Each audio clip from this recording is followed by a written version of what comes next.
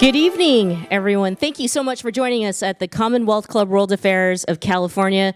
I'm Michelle Meow, a member of the Board of Governors and also the producer and host of The Michelle Meow Show. For those of you who are joining us for the very first time or have never heard of the program, well, it's your A through Z covering the LGBT, LMNOP, and everyone in between. Cool. Thanks, everyone, also for joining us online. If you are online, we are thrilled that you are joining us for this wonderful program tonight. I promise it will be very engaging. It will be scary, weird, traumatic, and also fascinating, I think, all in one. So we're very appreciative of the launch of tonight's book, which is The People versus the Golden State Killer. I'm just going to do some housekeeping information for you. Restrooms are right outside the door to your left. Gender-neutral bathrooms are available on the third floor, so just get on the elevator, hit the third button, or floor number 3, and they're all there, single-stalled restrooms. If you need a breather, some fresh air, you can hit rooftop. There's a beautiful rooftop upstairs. Please silence your phones. We are taping this in a live broadcast, and it's being taped for broadcast distribution at a later date. If you love this program, you love the club, we invite you to become a member. You can see Joanne downstairs at our registration table. The club has been around for over 120 years. It's one of my favorite organizations, not because I sit on the board, but because it has given me a platform to bring thought leaders together to have conversations focused on the most important topics of our time. All right. So tonight we have a special guest who's going to introduce our speakers. She's a lot of things. She has a lot of hats, and she just flew in from New York. That's what I know. But she is the chief over at the Vulnerable Victims Unit and Community Partnerships for San Francisco's DA's office. She also is the chair of the San Francisco Democratic Club, and just recently she's been appointed to the San Francisco Airports Commission. Let's welcome Nancy Tung.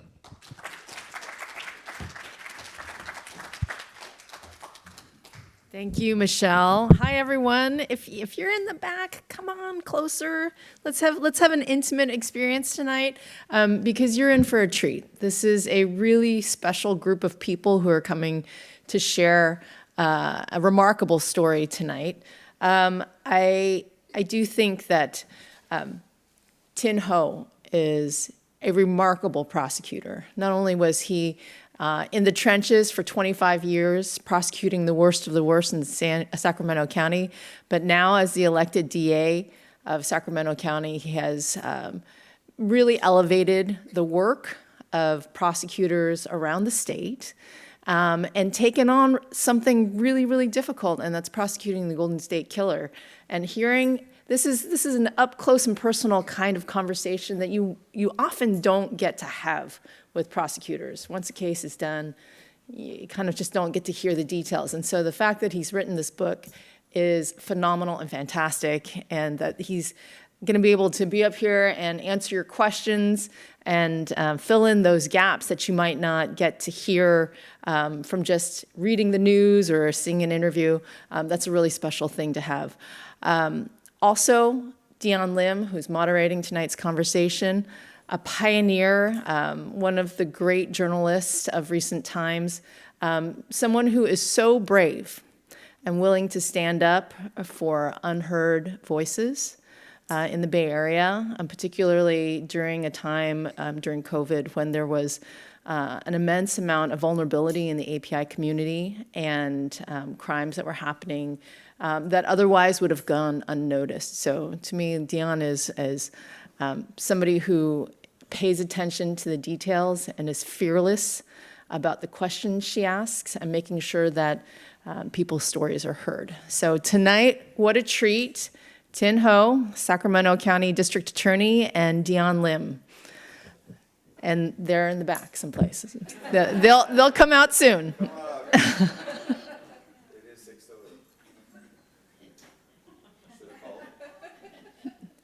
And here is Dion and Tin.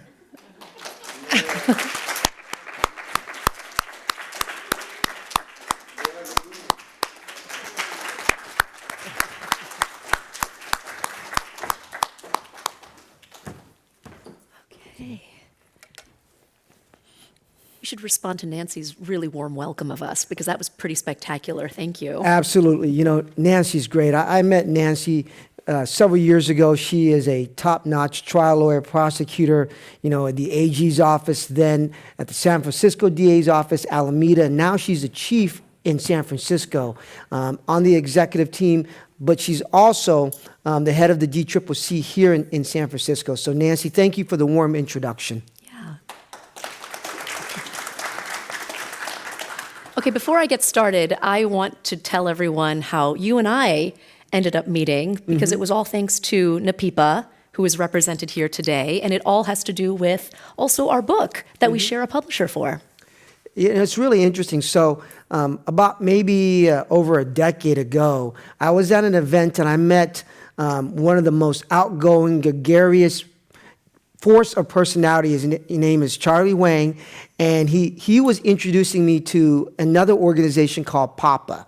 And PAPA was CCN, and they were starting this National Asian Prosecutors Association, and this was over a decade ago. And Charlie then, one day after I became DA, we were talking. He says, "Hey, Dion Lim, this reporter in San Francisco, she's writing a book on hate crimes. Can you talk to her?" And then what happened from that? That's how we got hooked up. I spent some days on the phone with you. We conversed via email. You really broke it down, what it meant, because I was so frustrated that hate crimes couldn't always be prosecuted in the way that the public wanted them to be. So you boiled it down so eloquently. And as we got to know each other, you said, "Hey, I kind of had this idea. You think I could write a book?" Yeah, right? And I said, "Yeah, I want to write this book about this case, but you know, I'm looking for a publisher, somebody that can really amplify the voices of, you know, Asian Americans." And what did you say? I know exactly the people you need to talk to. So big thank you to Third State Books, my team. They are represented in the House today. And something I want to tell everyone is that so oftentimes publishing is not represented when it comes to Asian Americans, because so many titles are dictated by staff, by team members who do not look like you and I. So therefore, the stories that get represented are not reflections of our communities. So that's why Third State Books and their exclusive team, it was really the right fit. So I'm really glad you found a home in them. It was an amazing fit, but it's interesting here. It's really interesting here because this is like the universe coming together from, you know, CCN and APAPA and Joe Jahal and you know, and the group there and Chris Doe who are sponsoring, where you're going to get a free book today. But then Charlie and the people and you and Third State. I mean, this is how the universe comes together. Yeah, it's a full circle moment. So thank you all so much for being here today. I want to start off by asking everyone, who is a true crime fan? A true crime junkie out All right, there? There you go. Okay, we have some. I know you all like those true crime documentaries on TV, because I think that the Golden State Killer case is one where even if you are not from California, you remember the moment when Joseph DeAngelo was arrested, because it was such a pivotal moment.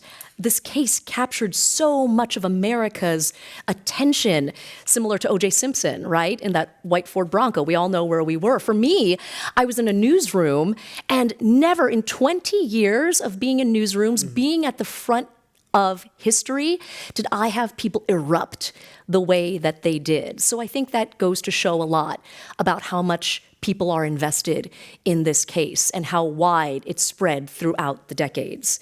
I want to start off by asking you about the origins and your own purpose, because I always say that what drives people to do what they do has to do with their upbringing and a moment that was very pivotal, that light bulb moment that went off in your head that said, I want to do something because of my lived experience. Can you share with everyone the opening of your book? It was so harrowing to hear about you, your family's escape from Vietnam, and how that shaped your decision to do what you do today. So I was born in Vietnam, and obviously in 1975, South Vietnam fell to the Communist North. And when they came in, you know, my uncle worked for the South Vietnamese government. So without a judge, without a jury, without a prosecutor. They sent him to a re-education camp where he was tortured and starved for 7 years. So in 1976, when I was a boy, my parents, my little brother and I, and about 40 other refugees escaped on a tiny fishing boat.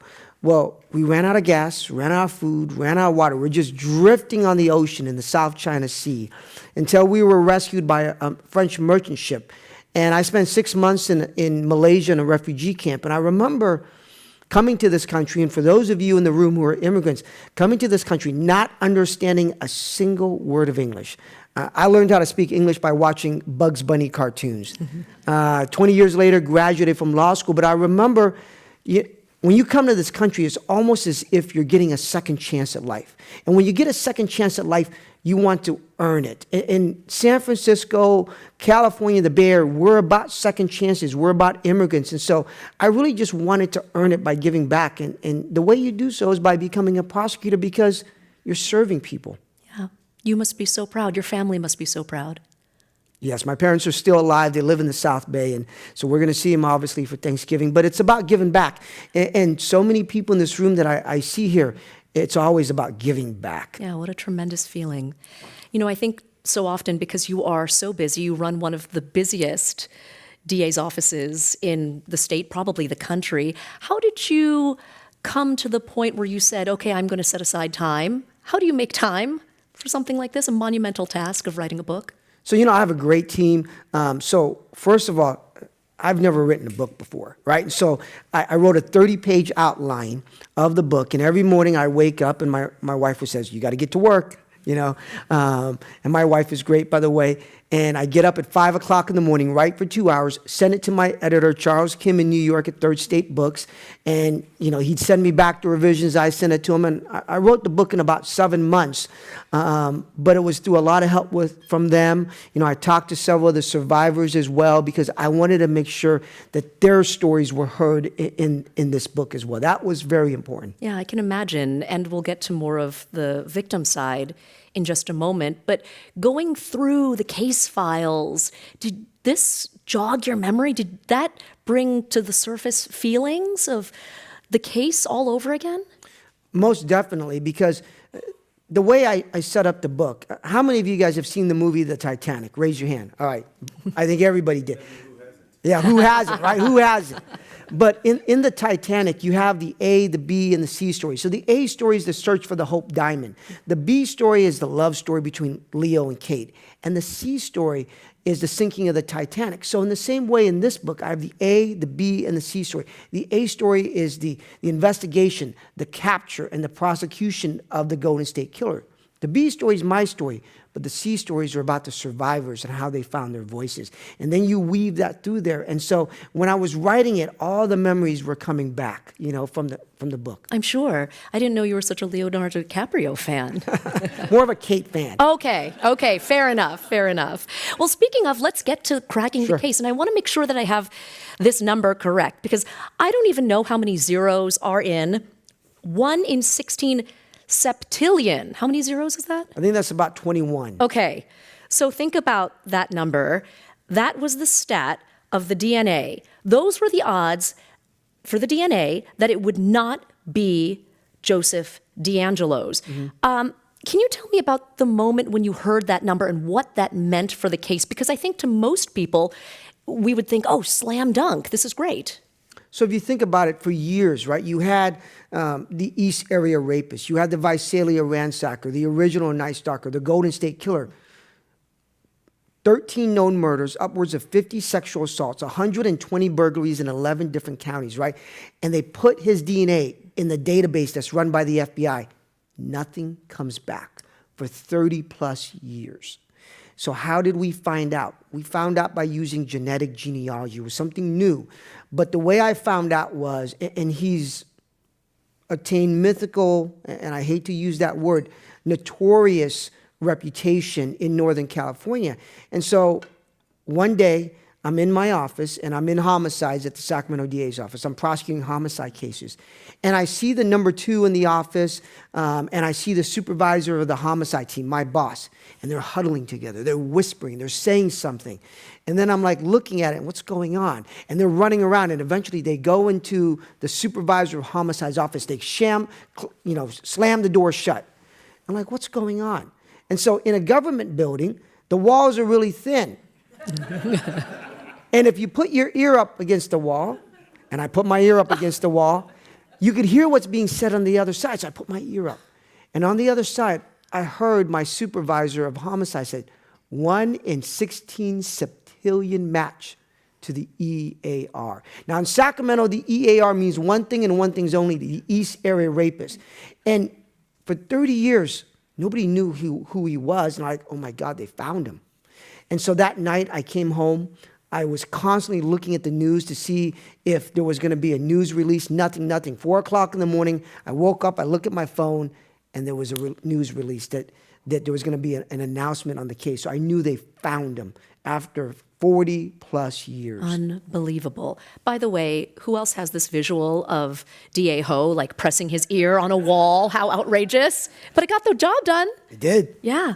You mentioned a term, genetic genealogy. I'm not sure everyone is familiar with it because it has to do with family tree data. It's pretty complex. It is. I'll simplify it this way. Anybody here use 23andMe, Ancestry.com? Okay, a few of you.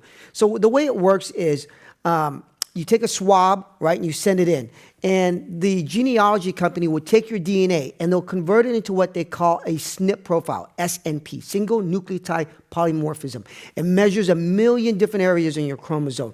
They upload that profile into the database and they see who else has matches on their chromosome. The more matches you have, the more areas you have in common, the more closely related you are. So what we did in this case was because we uploaded his DNA into the FBI database and we got nothing.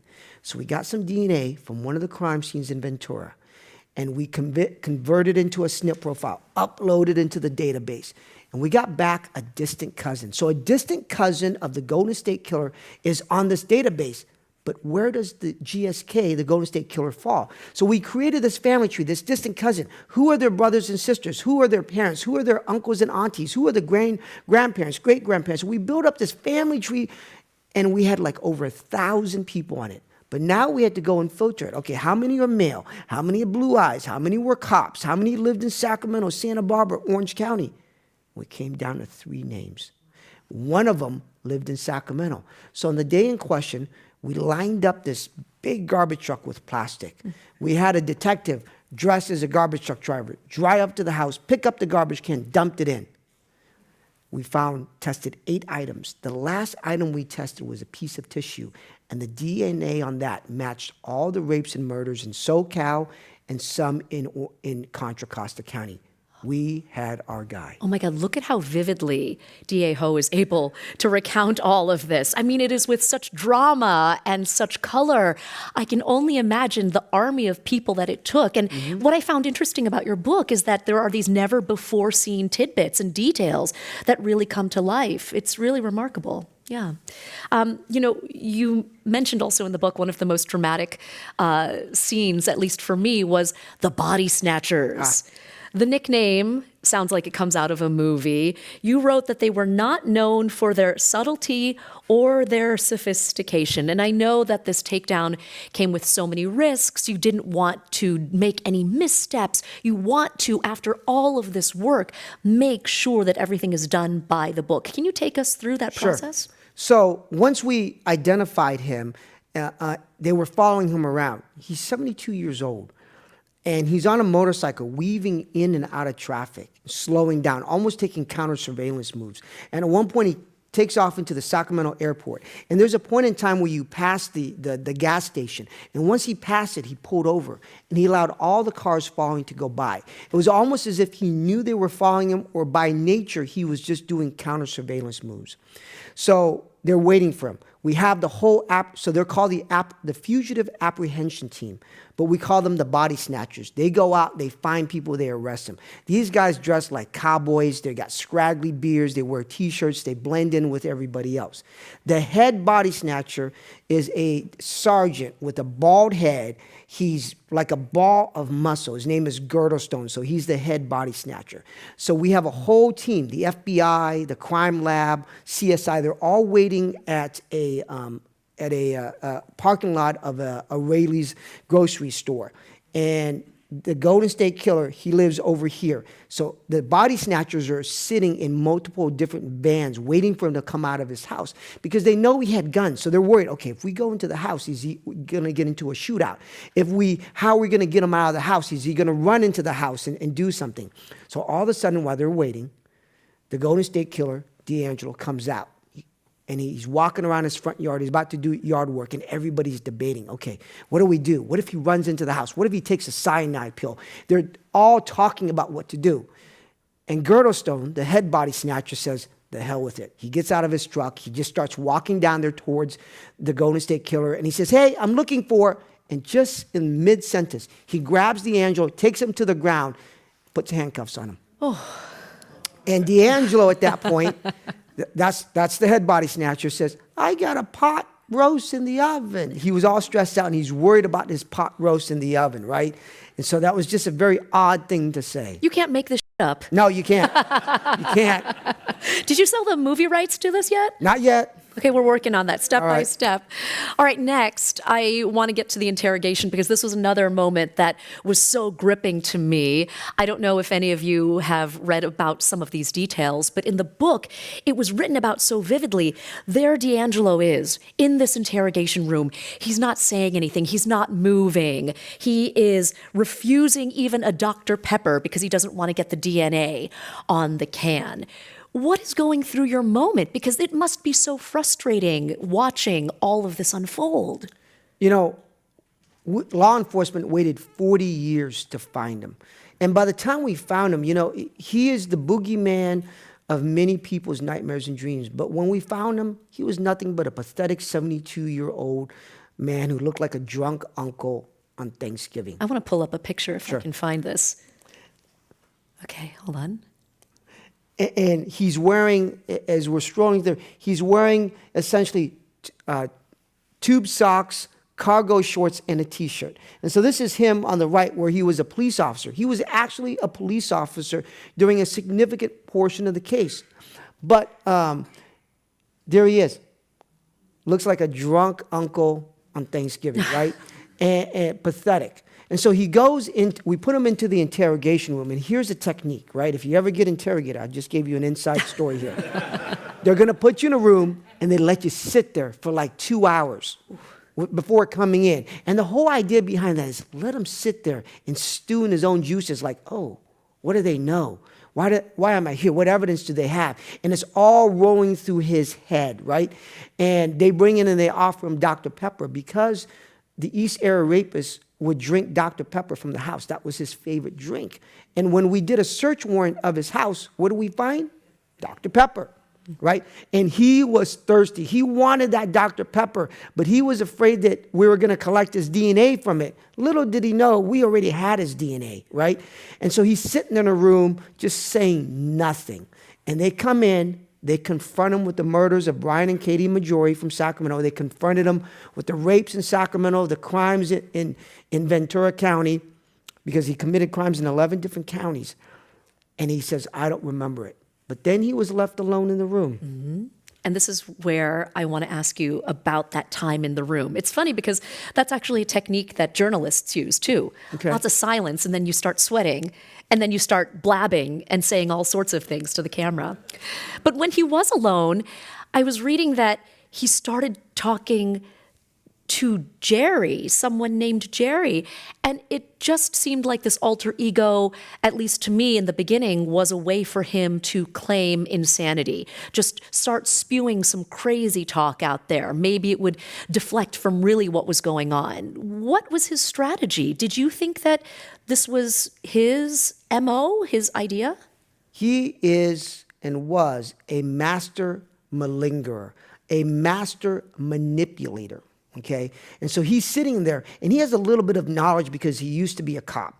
And so he was trying to create this mental insanity defense. And what he was trying to do was say, Jerry made me do it. I didn't want to do it, but Jerry made me do it. I pushed him out and I got better, but Jerry made me do all these things. And so he was creating this split personality defense. They call it dissociative identity disorder. But we knew he was faking it. And why we knew that was because in 1979, when he was a cop, he was arrested for shoplifting dog repellent and a hammer. And he fought with the security. And when he fought with them, he started babbling nonsense, pretending to be crazy. And when the sheriff's department showed up, he admitted to the cops, hey, I was just pretending to be crazy and hoped that they wouldn't call you guys. So he has a history of malingering and pretending to be crazy. But it didn't work for him because we were on to him. Yes. And what was so interesting to me as I got through the book after that scene, and there was this narrative that was starting to be built, because for so long there were all these doubts that the East Area rapist, the Golden State Killer, were they really the same person? Could we really pin all of this on one individual? What was the moment where people finally said, okay, this has got to be our guy? Well, I think, first of all, the DNA. DNA evidence does not lie. It is not confused by the excitement of the moment. It never forgets. And so DNA doesn't lie. But the challenge that we had in Sacramento was this, was the statute of limitation back in the 70s for rape was 3 years. And what I mean by that is from the moment the crime occurs to when we can charge it is 3 years. If it's 3 years in a day, we couldn't charge it. Unfortunately, that was the perception of the law back then. Now, what happened was, once that statute of limitation ran in Sacramento, law enforcement threw away all the evidence. We had no DNA evidence for the sexual assaults in Sacramento. We had none for most of the Northern California counties. So now we're in a situation, all these other counties had DNA evidence, but we didn't. So we needed to establish and prove the case by MO, modus operandi, the pattern of conduct that he consistently engaged in. And that was a challenging part of the case for me because I was responsible for a lot of the crimes in Northern California. And one of these other challenges, you spoke about these other jurisdictions, was that you were actually in this tug of war with Orange County in order to prosecute this case. What was the tussle over, and how did you finally get it to Sacramento? So first of all, we arrested him. We found him, we arrested him. He's in our jail. And in the law, there's a saying that possession is 9/10 of the law, right? Because you got him, he's yours. And I had a great working relationship with the line deputies, the trial attorneys in Orange County, but there's a lot of politics up north. Orange County is the third largest district attorney's office in California. They have a tremendous amount of resources. Sacramento, we're the second largest in Northern California. We have almost 200 prosecutors, 500 employees, a budget of nearly 129 million. We try the third most cases in all of California. So we know how to try cases. Orange County wanted to try them down there. And when we decided to try the case in Sacramento, Orange County, and this wasn't revealed until I wrote the book, they got an order from a judge in Orange County authorizing and demanding that the Sacramento Sheriff's Department turn over Joseph DeAngelo, the Golden State Killer, to Orange County. So they were going to come up and take him and bring him down to Orange County. So the moment we found out about that, I get it. I'm like, what the hell is this? So what we did was, I then immediately went over to court in Sacramento, got a judge in Sacramento to sign an order opposing that and saying he will stay in Sacramento and he is not to be released from Sacramento without that judge's approval. So we had judge on judge. So now we had something to counter Orange County. And so it's all these little machinations and these moves. And eventually we had Orange County checkmated. They couldn't take him. And so we ended up handling the case in Sacramento. And it was the right decision because we then could make sure that all the victims in Sacramento got their day in court. Do you think there was an element of glitz and glamour? Because it's Southern California, that was my first impression, that maybe they wanted the glory of being able to prosecute. That probably had an element to it. You know, there's a political element to it. The DA at the time in Orange County was up for election, and bringing that case to Orange County is going to give him more attention. You know, subsequently, he lost his election. And so these were the machinations on the political level. For me, I really didn't care. I just wanted to make sure that the right thing was thing was done for all the victims. Wow. And talk about challenges and hurdles, because another one that I noticed in your book was that, okay, you get to try the case. However, this all had to be socially distanced, and this was all in like a first of a kind of way. What were the steps and what unique challenges did that pose? So he was arrested in April of 2018. And one of the things, we sought the death penalty, right? If you're killing 13 people, 50 sexual assaults, 120 burglaries, if anybody deserved death, it was him. But he was 72 years old. And in a death penalty case, you have to get the witnesses into court to testify, to preserve their evidence in case they pass away. We had a detective out of Orange County that was 96, half deaf, half blind. We had another witness in Sacramento that was 92 years old. And so I was able to argue and get the case into a courtroom to start the hearing and the proceedings. And then in March of 2020, as we were ready to go, what happened? Right? COVID. We saw a pandemic that the world had not seen for 100 years. Everything shut down. You couldn't even buy toilet papers. The court shut down. And now how are we going to get into the courtroom, right? And so in the midst of that, we had to figure out how to deal with social distancing. We had to make sure that the victims were heard, all of this that was going on. And that was really the struggle of what we were dealing with in March of 2020 in trying to move this case forward. That was something that we never expected. You know, I always say that there is nothing like in-person interactions. You get to pick up on people's body language. You can communicate better. Was that a fear of yours, that things would not translate through the screen? Most definitely. But the problem was, in a death penalty case, you can't even do the remote proceeding. You had to be in the courtroom. And now we were locked out of the courtroom. Wow. You know, you are so clear, and you stated at the beginning of this discussion that this was not just about Joseph DeAngelo. You really wanted to highlight the work of law enforcement, also of the victims. And I think about the story of Phyllis to begin with, because her story was so touching. She, in her final days, when the detective came to visit her, she actually asked the detective something along the lines of, "Why didn't you come back for me?" And that was very sad to me, because here is an elderly person who feels like she has not been seen, not been heard, and maybe forgotten. How did her involvement in all of this change the way victims are treated today? So Phyllis, for me, was an inspiration. Let me sort of explain who she was. So the very first sexual assault victim in Sacramento was Phyllis. So when I received the report, I read about her case. She was 23 years old, you know, the description, everything. And so the first time I'm assigned a courtroom, I get to the courtroom, and this lady comes up to me. She's in her early 60s, gray hair, Coke bottle glasses, barely 5 feet tall. She reaches her hand out to me and she says, "Hi. My name is Phyllis. I'm victim number 1. And then later, "Hi, my name is Chris. I'm victim number 10. Each of the victims were identifying themselves by their number. And so every time I went to court, Phyllis is always there in the front row. I sit and I talk with her. Near the end of the case, Phyllis told me that she was diagnosed with cancer and she couldn't be in court.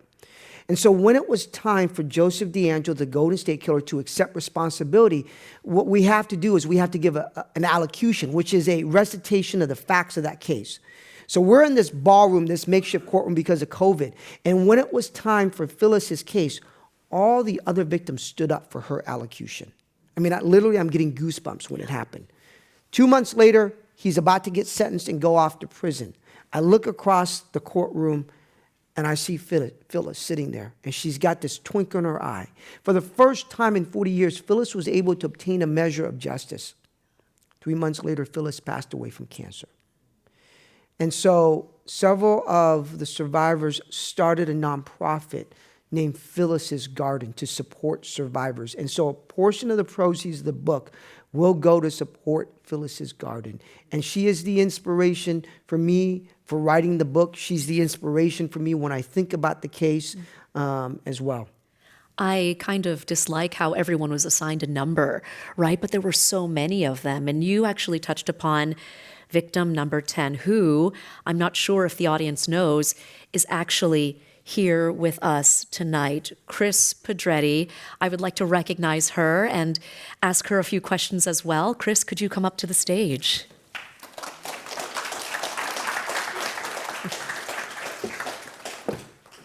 Always good to see you, Chris. Thank you so much. Thank you. You know, Chris, you are wearing some butterflies today, a necklace. Always butterflies, yes. And also on your belt buckle.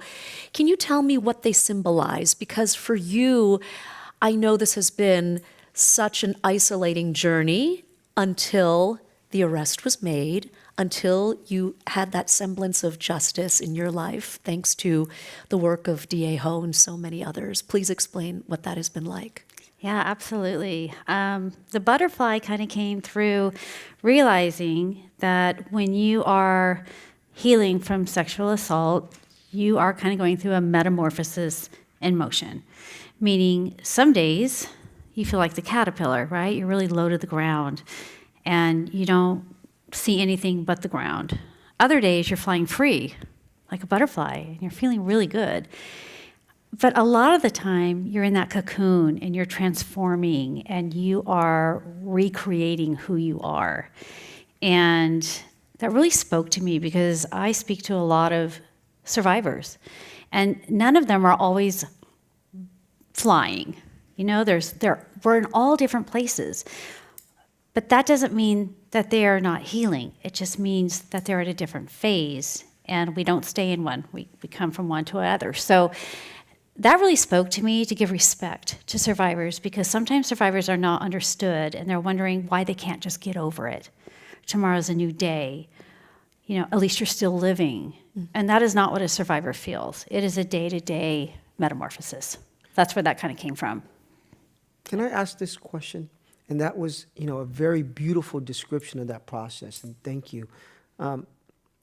Chris, can you kind of share with the audience, you were sexually assaulted when you were 15? 15. 15. And how many years did it go by before we found him? 42 years. Can you tell us about that day where you found out that we finally caught the East Area rapist? Absolutely. I had lived 42 years surviving in denial however I could, because I was not allowed to talk about it. My father told me we could never speak about it, and we never did. Keep in mind, it was 1976. This was a very different year than it is today.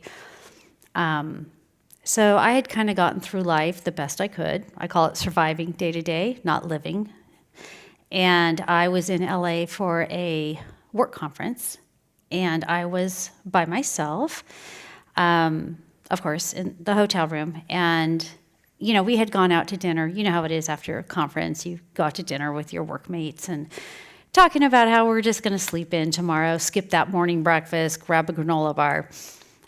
And at 6 o'clock in the morning, my phone went ting, and I was like, this is not in my agenda of sleeping in. So I pick up the phone, and it's my daughter, Kendra, and she says, I think he has been caught. And I was like, I have no idea what she's talking about, but I'm going to dive back in these fluffy covers, and I will call her later. And it must have been kind of in the back of my head, because I swear within 10 seconds I knew exactly what she was talking about. I jumped up, picked up the phone, and before Kendra could even say hello, I was like, what are you talking about? Are you saying he got caught? And the crazy thing about that is I'd only told her 3 weeks before of what had happened to me. And she said, yeah, Mom, I think he has. And I said, how do you know this? And she said, because we read it on Reddit. No joke. That is how she found out. And I'm like, okay. And then seconds later, my husband, Steve, called, who's right over there. And he said, hey, babe, I just heard on the radio that I think East Area Rapist has been caught. I'm like, yeah, I think I just heard that. And then I got another call from Carol Daly, and you were, I think you guys were referring to her earlier. And she said, hi, Chris, this is Carol Daly, and I just want you to know, she was one of the investigators in the case. I want you to know that the East Area Rapist has been caught. The DNA match is 100%. Chris, it's him. And at that moment, I was that girl 42 years ago. I went into shock. All of that processing that I had never done, it was like it had just happened. And I was truly an absolute mess. Somehow I made it home. Steve said, Chris, I'll come fly there and get you home. I was crying, I was shaking, and it truly was like it had just happened yesterday. And the next few days were so overwhelming, because the next few days were I went and visited Anne Marie Schubert, who was our DA at the time. Then there was the arraignment. There were so many things happening in this 72-hour period of time. And at the time, I worked with the American Cancer Society, and I was a Relay for Life manager, senior manager, and I had to go to work that night right after the arraignment. And I just was still trying to carry on like nothing had happened. But that truly was my moment that I said, I have to heal. I can't pretend anymore. For more than 40 years, you've had to keep this inside. What consequence did that have on the relationships that you had, being able to be married and to have a family? I mean, I think that in itself is so tremendous, but what was taken from you and what have you gained since? Yeah, no, it was actually very traumatic. I was pretending so hard that I lost sight who I was. I didn't know who I was. And the changes happened internally at first. Who was I? I wasn't a kid anymore. I'm not an adult now. My body had always been my own. I had just turned 15 years old, so I didn't have any real boundaries. I was lost. I was hurting. I had panic attacks. I got into drugs. All that internal confusion kind of came external. And for a long time, I threw myself into work. I thought, I just didn't have an identity. If you asked who Chris was, I couldn't tell you who I was. I got a little friend up here.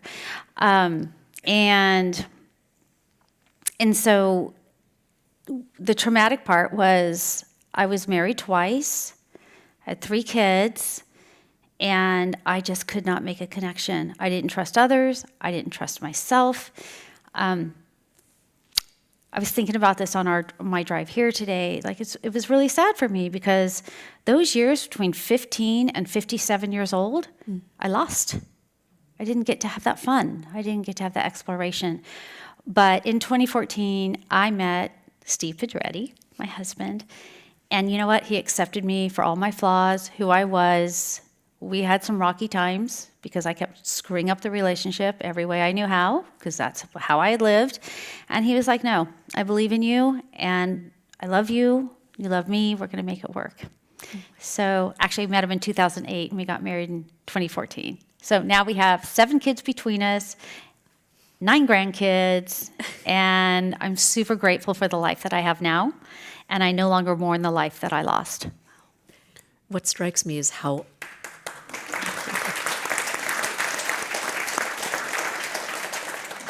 you deserve every single second of that, because it's remarkable how honest you are and how open you are with everything now. It's like a complete 180. 100%. So did you ever envision yourself to now be on stage sharing your story? You've told it so many times. I know Yeah. you've been at some events with DA Ho. Yep. What has that been like? It's liberating. When a victim turns survivor, and they can use their voice, and that they can say, this is what happened to me, knowing this was not my fault. But that's not really how our society is. We want people to feel, what were you wearing? What were you doing? What did you say? What did you not say? And it isolates people inside. So being able to find your voice is absolutely freeing. And I need to give so much credit to DA Ho, Amy Holliday, who tried the case with him, our victim advocates, the community. It was I thought nobody would ever support me. I thought it was all my fault. No one's supposed to talk about this. And the day he got caught going forward, we were embraced in a new hug. that didn't actually feel comfortable, but we really wanted it. And that is how I think all the victims combined together. We made one voice. We were there for each other. It was one for all for one. Many of them are still my good friends. And that is what inspired me to say, I know how I used to feel. I don't want anyone to feel that way. And there may be people here that have family or friends or themselves that have experienced that. No one should have to feel that isolation because we did nothing wrong.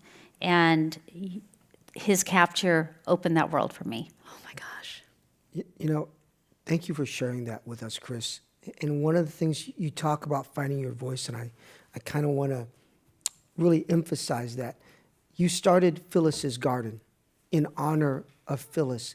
Can you tell us a little bit about the purpose behind Phyllis's Garden? Yeah, Phyllis was a really good friend of mine. I mean, we didn't just sit in court together. We made fudge. We talked on the phone for hours. A lot of processing time went on. We went to the hearings together. It was a really special relationship. And what Phyllis did for me was really show me that there's hope, that there is somebody that's always there to listen. I remember one time I went to my therapist's office and we were doing EMDR. And I was really scared.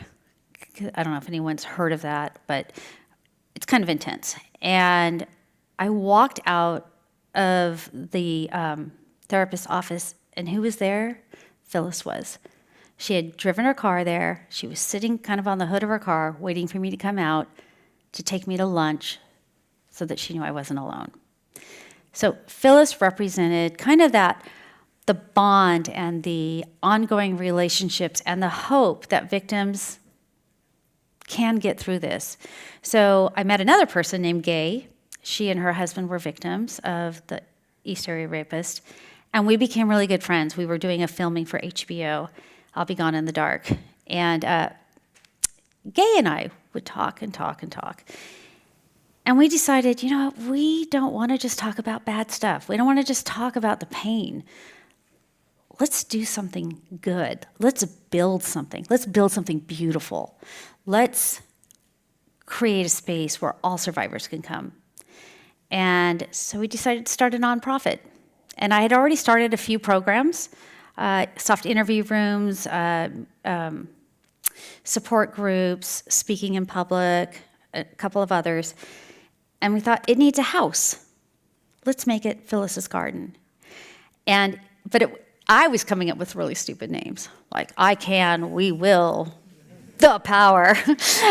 and Gay's like, how about Phyllis's Garden? Like, perfect. And so we got it together within a year, and we've been going on about 4 years, or 2 years now, 3 years. And we create spaces for survivors so they can come, and one of them's called You Be You, so they can just be who they are and get rid of their own mask and get rid of trying to pretend like they're someone they're not, because we all know what that is. So real quick, I want to explain what a soft room is. So oftentimes, a victim of sexual assault or violence will be interviewed in the place where they were assaulted, at the crime scene. Or if they come down to the police station, they're interviewed in the interrogation room. But what Phyllis's Garden does is it creates these soft rooms where these rugs and these soft furnitures, warm colors, fidget toys, you know, there's always water and snacks there, so that there's a place of compassion and humanity where they are. And then Phyllis's Garden also does training for law enforcement to make sure that they're victim-centered and treat victims as if they're patient and not just a piece of evidence. So there's going to be a sign outside with a QR code. So if you can support Phyllis's Garden, we're here to do that. I think, Chris, you are the epitome of turning pain into purpose, and we are all so proud of you. Thank you so much for joining us. Thank you for having me. Yeah. Appreciate it. Before we wrap up, I want to look ahead to the future because we heard about your future. DA Ho, I think you also have some things to say about your future because you have an important announcement to make for everyone. So I've been a prosecutor for over 25 years. I'm the current elected district attorney of Sacramento County. And what I would tell you is this, is that out of 2,000 400 elected district attorneys in the country. I'm only one of 10 that is of API descent. And why is this important? It's important because we need to have representation. We need to have different perspectives and position of power. And whether it's in Sacramento, whether it's in San Francisco, San Jose, or LA, representation across the board matter because we amplify our voices, we amplify our perspective. And so yesterday, I did announce my campaign for Congress. I'm running for Congress in the 6th Congressional District, which is up in Sacramento. But even though it's up in Sacramento, when you are a Congress member, when you are a member of the House of Representatives, you represent essentially all of California because the issues that come up in San Jose, the issues that come up in LA, the issues that come up in San Francisco, they will be dealt by our congressional leaders. And you know what I care about? I care about public safety. I care about our democracy and our checks and balances, and I care about the cost of living across California. As an immigrant and a refugee, I want to make sure that the American dream is still within reach of all of us. So thank you.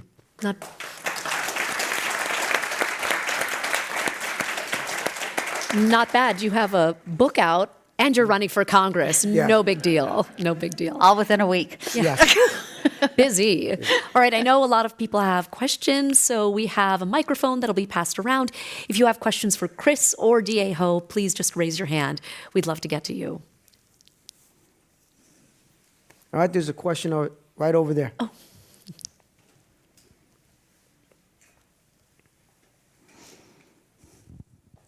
Hello, good evening, everyone. My question is for you. Lady, sorry about that. Totally forgot your name. Chris. I was trying to be a good neighbor. I was actually really moved emotionally here. I even was brought to tears a little bit. I caught myself thinking what it was like sitting next to you and not even aware of what you were going to say next on stage. You let me know you were going to go on stage. But I found myself really finding hope with your story and what you shared with us from your heart about what it meant to move on with life and how you saw the butterflies and how you understood the metamorphosis of a caterpillar to a butterfly. What I'm wondering is, did you find your strength with nature, or did you ever see a light of hope from God, perhaps? Because I myself, right now, dealing with things in my own life, personally, socially, seeing what's going on in the Bay Area. I lived here my whole life. Mm-hmm.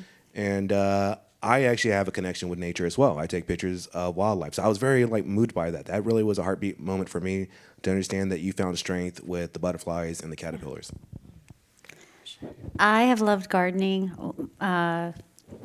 forever. So where we live, we garden all the time.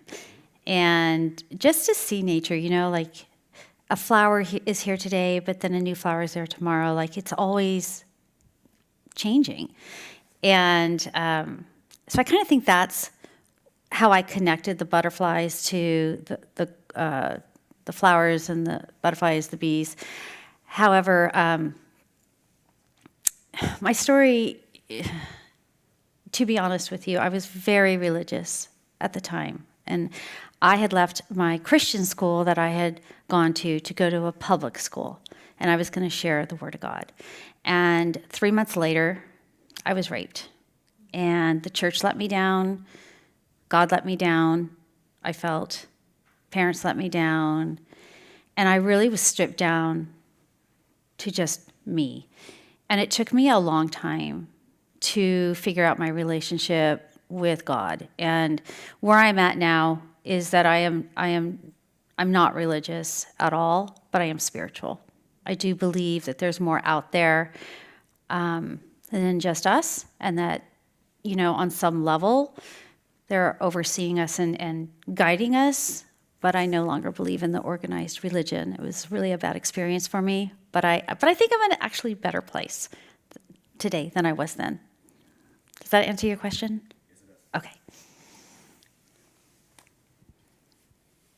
Front row. My name is Nahid Arya. I'm originally from Afghanistan, and I'm working at the Alameda County District Attorney Office. I'm at the finance department, but also I'm Afghan Community Outreach Coordinator and Diversity Coordinator. I know there is a lot of Afghan refugees in Sacramento, And recently there was a conference about human trafficking, and I heard from one of the lawyer at the Homeland Security, there is a 4,000 young Afghan girls recently, like 2021, when they come to United States, they are under, program, not program, as using as for human trafficking. There is any, news or any investigation is going on about this case, because it make me very worried. The time when someone sent me that text 2021, oh, there is like a 5,000 young girls and boys is ready for adoption, and then this disappeared. And a few months ago I heard about those are using as a for sexual assault and human trafficking. So also there is a lot of refugees, Afghan refugees living in Sacramento. And I heard, they are doing a lot of, crimes because they are born and grow up in a war-torn country. We are the first generation coming 45 years ago was different. These people coming, recently, they are, different, Probably there is any services for them or any, outreach for them in Sacramento. That's what. Thank you for your question. So there is a large Afghan immigrant refugee population, as well as Ukrainian and Russian and Slavic as well. What I can tell you is, as a refugee myself and as an immigrant, I remember how difficult it was to come to another country, to be able to learn the language, learn the culture, and assimilate. And there's also a division as well between the kids, because I learned English and the culture so quickly versus my parents, and I ended up being the translator. So what we have in Sacramento, first of all, on the human trafficking side, is we're one of 3 DA's offices in the entire state of California that has a task force that investigates and deals with human trafficking. And when human trafficking deals with sex trafficking, it deals with labor trafficking. So we work in those areas to try to intervene and prevent. And we do have a lot of service both within the office and in the county to deal with the refugee situation as well. And it's also refugees from the Middle East and other parts as well. So there are a number of services, language services, secondary school services, but we are on top of the human trafficking issues as well, because I am aware of that, and we follow up on that all the time to make sure. I don't believe that there are 4,000 to 5,000 children that are being trafficked per se, but there's a significant number, and we are constantly working with the police department, the Department of Justice to intervene and prevent that. Thank you. Other translation? Yes. I'm able to do that because I did a lot from my office. Great. Thank you so much. I think we have time for just a couple more questions if anyone wants to raise their hand, if they have anything they'd like to ask. There's a question right up here.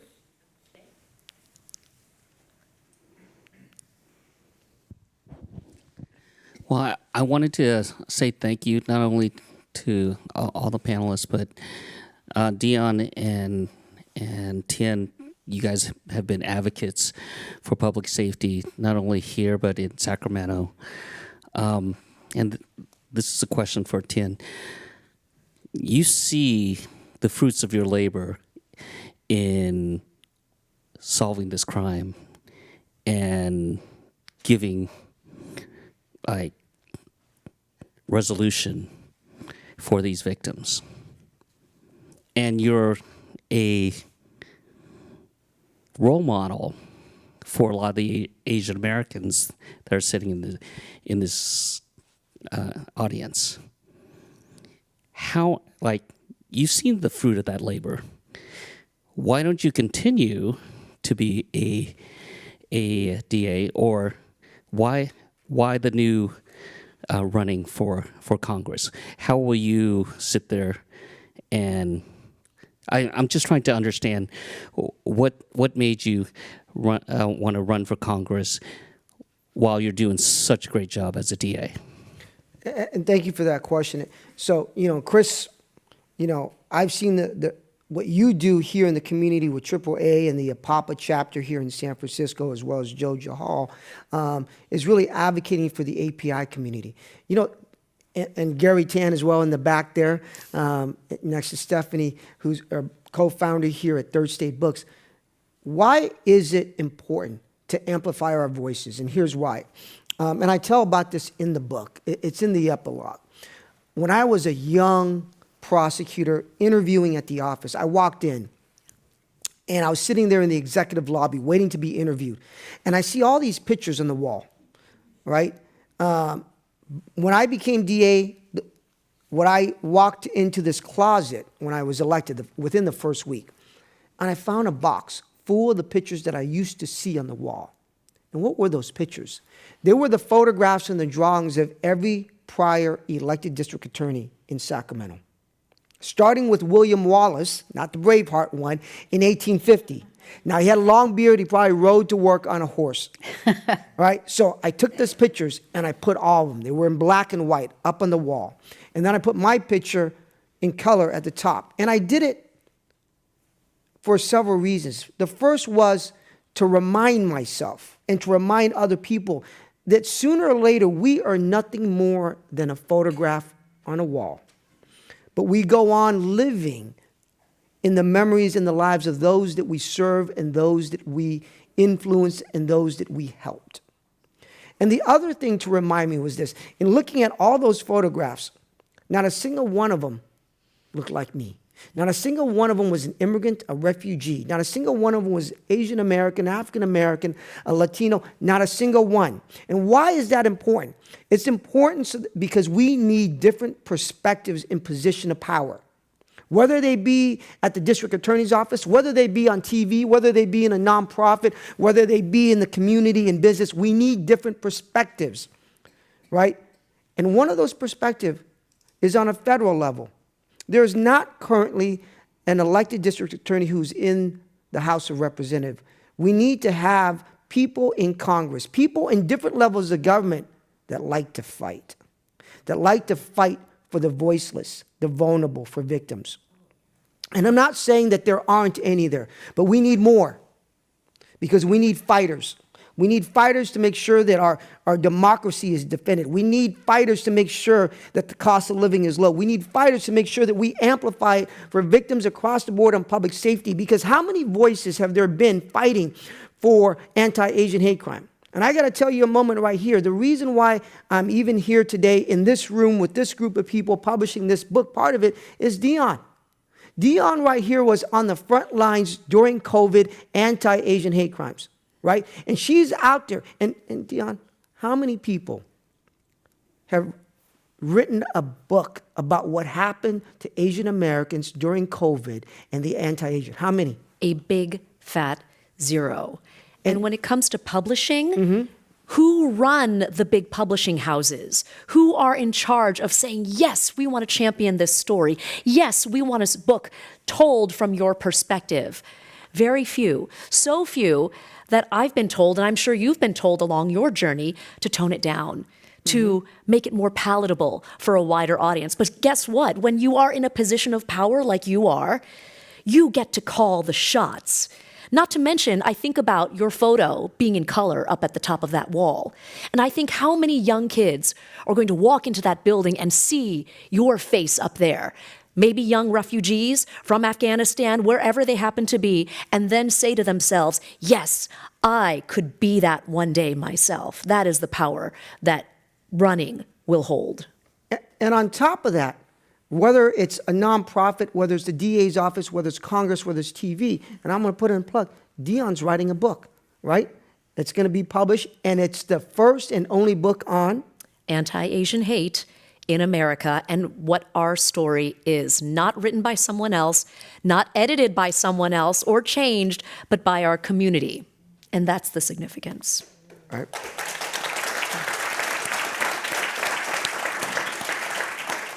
So, hi, it's Nancy again. Hi, Nancy. So I want to make sure that everybody has an appreciation for how truly groundbreaking, not just your election as the DA has been, but your work, your body of work as a prosecutor, because the Golden State Killer, the way that you essentially found him and the genealogy investigation that you did was groundbreaking at the time. First in the state, first in the nation. First in the country. First in the world. So I wanted to tell you that San Francisco followed in your footsteps, and we have had our first genealogical investigation that has solved a cold hit murder from 1978. A 15-year-old girl who was raped and murdered in Golden Gate Park. Her name was Marissa Hartgay. So let's remember this young girl, but thanks to you for paving the way for her killer to be held accountable as well. So Thank you. Great point. There's been 1,000 cases around the world that has been solved through the use of genetic genealogy. I think we have one last question there with right in the second row.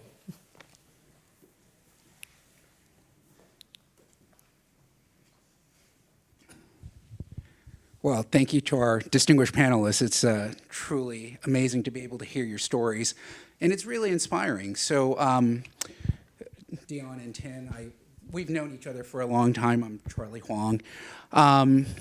And Chris, it's wonderful to meet you for the first time this evening. Likewise. I think we're talking a lot about this evening about inspiring and pioneering. So,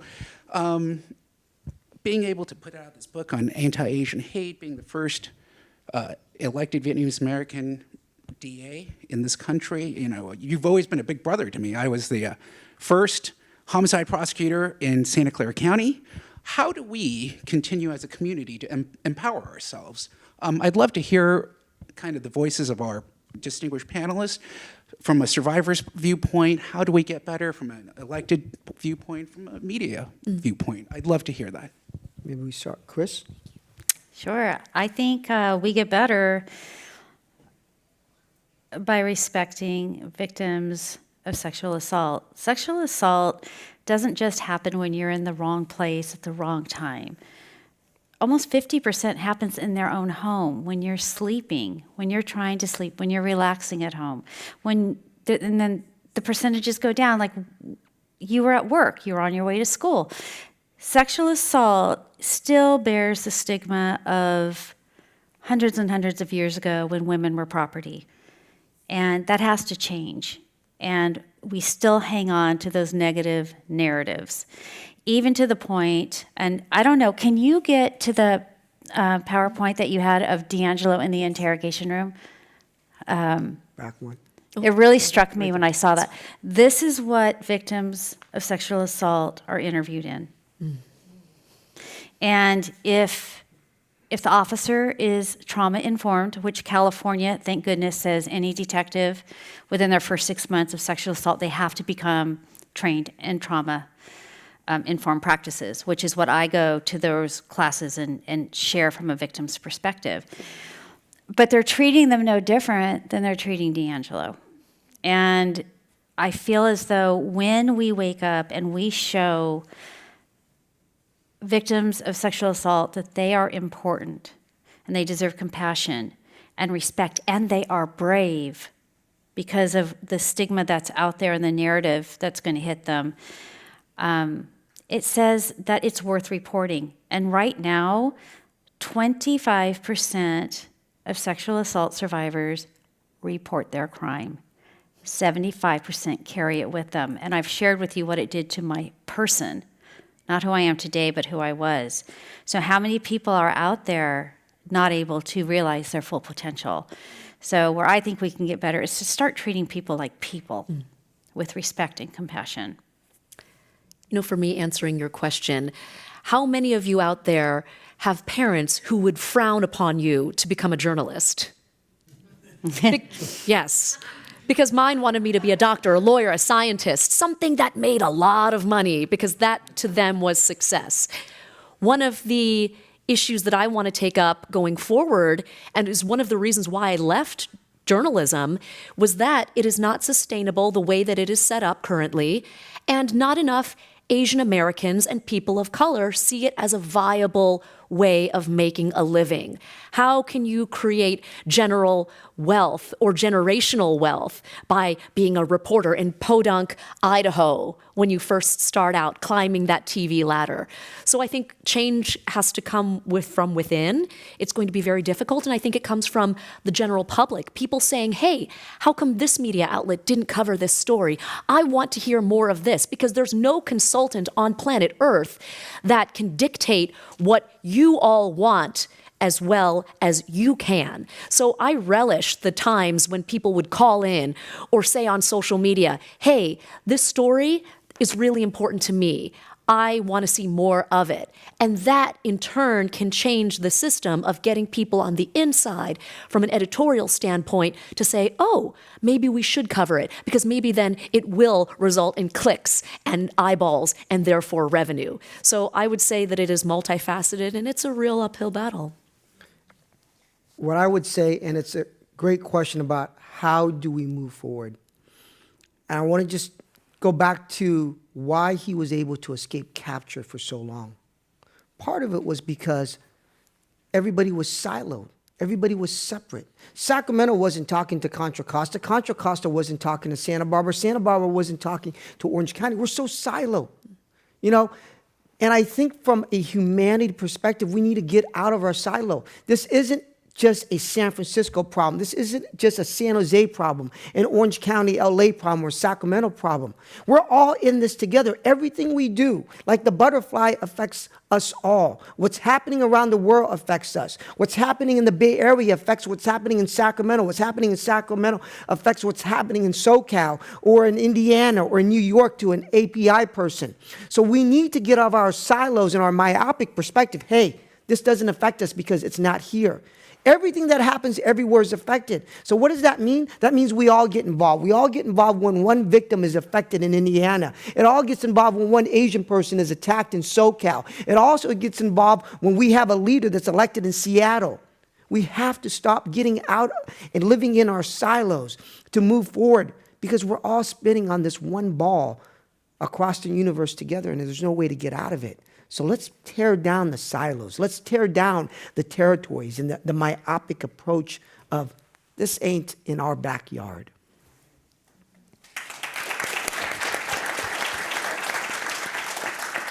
We have one more question.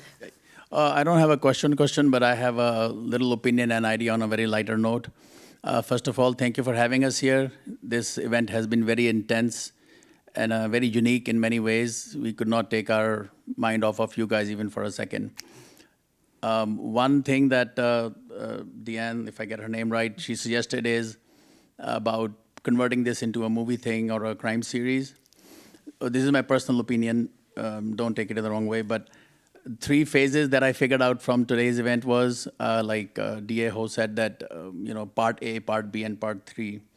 First part, something comes to my mind is taking it on a national and a global level, converting this into like a real life-based event movie, combining stories of how an immigrant came from Vietnam on a fishing boat. He survived. Second being this guy in the back, the Golden State Killer, he's combined that. And third, our lovely lady here, her life story could be combined into a very nice movie kind of a thing. And to end it all up, I've been noticing D.A. Ho's face expressions. I think he can play the lead role. I'd rather have somebody much better looking, but... Are you a movie producer? Yes, if so, you are call producer. us. Yes, call us. You must be a producer from Netflix. Yes, Netflix. I do want, before we end this, to give some special thanks, because by coming here today, you're going to get a free copy of the book, and we're going to do a signing outside, and Chris and Phyllis here. But I do want to thank APAPA for its donation. I will also want to thank, Joe Jahal for a personal donation as well here, APAPA, Chris Doe, the CCN, AAA, organizations that help contribute to this. So thank you for your generosity. Thank you for your support, and that everybody gets a book on their way out. And we'd love to be able to sign it, Chris as well. So, but thank you. And thank you to Dion, by the way. Yes, and Dion. And can't thank Dion. And I got to thank Third State Publishing with Stephanie and Gary in the back there. So thank you so much. Thank you all so much. We'll see you outside.